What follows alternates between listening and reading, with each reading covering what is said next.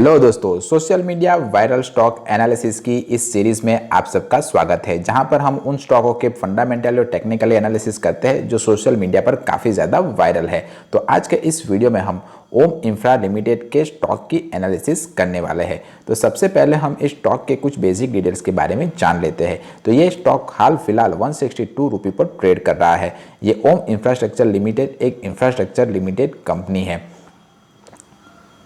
ये बात आप ध्यान रखिएगा।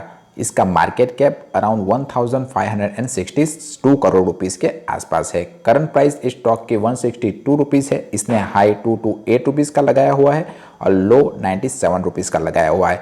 इस स्टॉक का पीई रेशियो 34.4 है, यानी कि इस कंपनी को अगर 1 रुपया कमाना है तो उसे कमाने के लिए उसे 34.4 रुपीस लगाने पड़ेंगे। इसकी बुक वैल्यू अराउंड 75.1 है। ये अराउंड 0.31% का डिविडेंड यील्ड अपने इन्वेस्टर को देता है। इसका आरओसीई 12.2% का है, आरओई 6.36% का है और फेस वैल्यू 1 की है।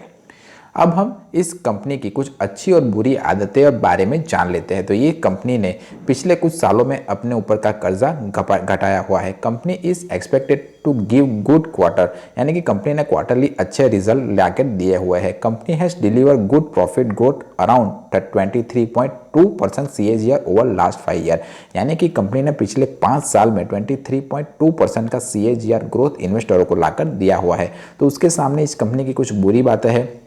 एक कंपनी है स्लो रिटर्न ऑन इक्विटी, यानी कि इसका जो आरओई है वो कम है पिछले 3 सालों में। Earning included and other income ₹39.4 crore और company cost of borrowing seem high, यानी कि कंपनी के जो कॉस्ट ऑफ बोरोइंग है वो भी हाई है। और promoter holding has decrease over last 3 years around 4.66%, यानी कि जो इस कंपनी के कर्ता धर्ता है जिसने इस कंपनी को बनाया हुआ है उन्हीं लोगों ने कंपनी के 4.66% शेयर बेचे हुए हैं। तो ये मेरे लिए सबसे बड़ा रेड फ्लैग है, यानी कि जो कंपनी के जो प्रोमोटर है वही इसके ऊपर भरोसा नहीं दिखा रहे हैं।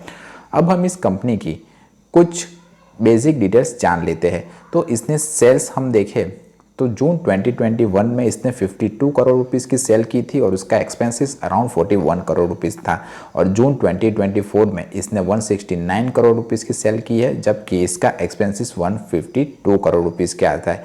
यानी कि इसका जो हम नेट प्रॉफिट देखें तो अराउंड 13 करोड़ का टैक्स देने के बाद इसके पास बचता है।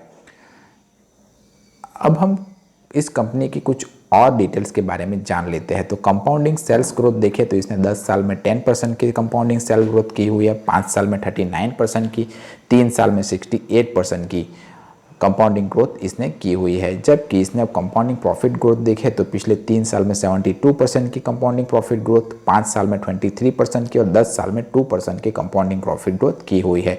स्टॉक का जो CAGR है वो पिछले 3 साल में 70% का, 1 ईयर में 63% का, 5 साल में 51% का और 10 ईयर में 20% का स्टॉक प्राइस का CAGR है। और इसने return on equity last year 6% का और 3 साल में 4% का, 5 साल में 3% का और 10 साल में 4% का इसने दिया हुआ है।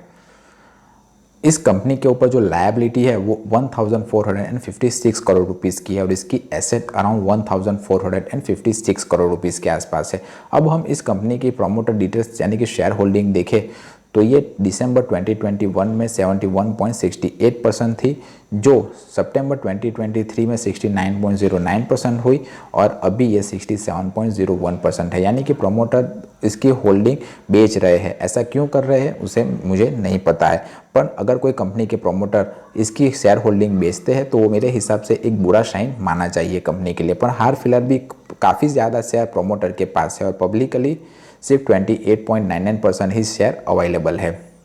अब हम इस कंपनी के जो फंडामेंटल एनालिसिस करके देखें तो ये फंडामेंटल एनालिसिस तो हमने देख ली। अब हम इस कंपनी की टेक्निकल एनालिसिस को देखें तो 1 डे के टाइम फ्रेम में ये एक बुलिश कैंडल 9 और 15 EMA के ऊपर इसने बनाकर क्लोज की हुई है। और 9 और 15 EMA की स्ट्रेटेजी ये कहती है कि अगर कोई कैंडल 9 और 15 EMA के ऊपर अगर ग्रीन कैंडल बनाकर अगर क्लोज करती है तो वो स्टॉक बुलिश ट्रेंड में जाएगा, ऐसा मेरा मानना है। पर अब फिलहाल ये शेयर 175 रुपीज़ और 149 के बीच में फंसा हुआ है, यानी काफ़ी ज़्यादा कंसोलिडेटेड कर रहा है। अगर मैं इस शेयर में निवेश करता तो 175 के ऊपर एक अच्छी खासी बुलिश कैंडल बनने के बाद अगर क्लोजिंग मिल जाती तो इसके बाद मैं इस शेयर में निवेश करने के बारे में सोचता।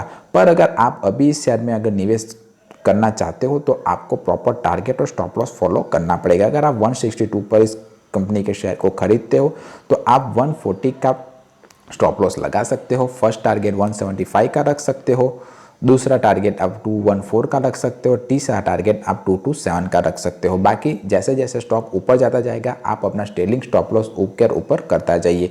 ये स्टॉक फिलहाल बुलिश कंडीशन में है, ऐसा मेरा मानना है। आपकी इस स्टॉक के बारे में क्या राय है मुझे कमेंट करके बता सकते हो। और अगर आपने ऑलरेडी इस स्टॉक में निवेश किया हुआ है तो कितना रिटर्न्स आपको मिला वो भी मुझे आप बता सकते हो। अगर आप कोई और स्टॉक का भी एनालिसिस मुझसे करवाना चाहते हो तो मुझसे कमेंट करके पूछ सकते हो। पर हाँ, स्टॉक में निवेश करने से पहले अपने फंड मैनेजर की सलाह जरूर ले लीजिएगा। मिलते हैं अगले वीडियो में, तब तक के लिए बाय बाय।